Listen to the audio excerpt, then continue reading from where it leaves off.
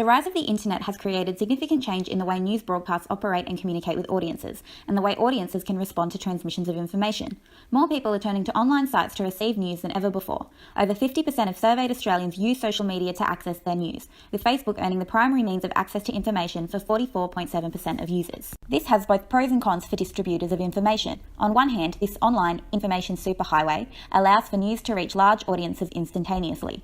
Communication patterns have become more dialogical, meaning many-to-many means of transmitting messages, as the audience have the ability to disseminate their own opinions in relation to news media. On the other hand, there are increasing demands on media institutions to keep up with the pressures of 24/7 news coverage. This can result in a lack of validity in broadcast information, as media agencies strive to meet the fast-paced, constant demands of online expectations. Furthermore, traditional gatekeepers of analogue media, such as newspapers, television, and radio, do not hold authority over online activities. While this is not necessarily negative, it allows for information to stem from illegitimate sources. This leads me to the topic of this video, fake news. The notion of fake news derives from online formats creating platforms for individuals and organisations to disseminate fabricated news, often to appeal to some sort of agenda. For example, during the US presidential election, Facebook users' engagement in election news was 20% higher in relation to fake news than in real news.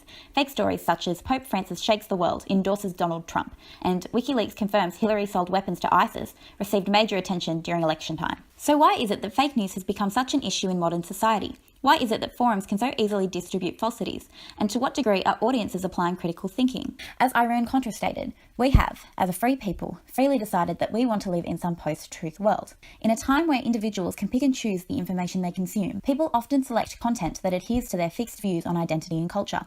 This ritual view of communication is problematic, as it reinforces predisposed perspectives without challenging audiences to think differently.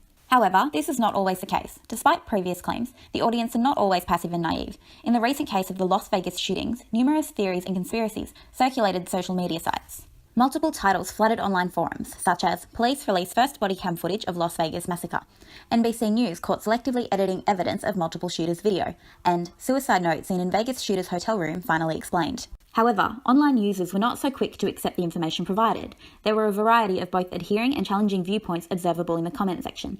This contests with the proposed hypodermic needle theory, which suggests that audiences are passive and homogenous, blindly consuming content without any use of critical thinking.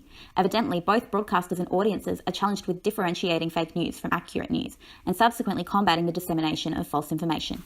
So how can we address this issue in a time where our 24-hour news culture is consistently producing information faster than we can click refresh?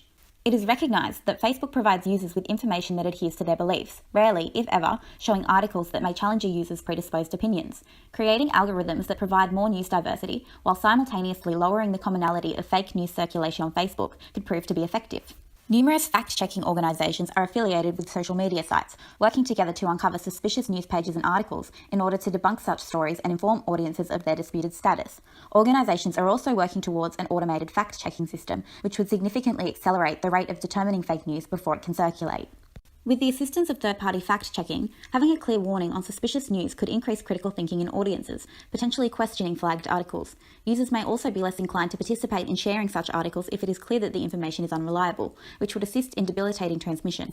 As online audiences increasingly source their news from social media, new issues are arising that damage the integrity of news broadcasting. As the line between media institutions and audiences continue to blur, consumers are transitioning into prosumers and producers, creating both advantages and disadvantages for the media. Fake news is an issue creating divisions within online communities, as they often consume information that adheres to predisposed beliefs. In order to combat these complications, media institutions, social media organisations, and audiences, which often fuse into hybrid bodies, must work together to debunk false information and promote the integrity of accurate content.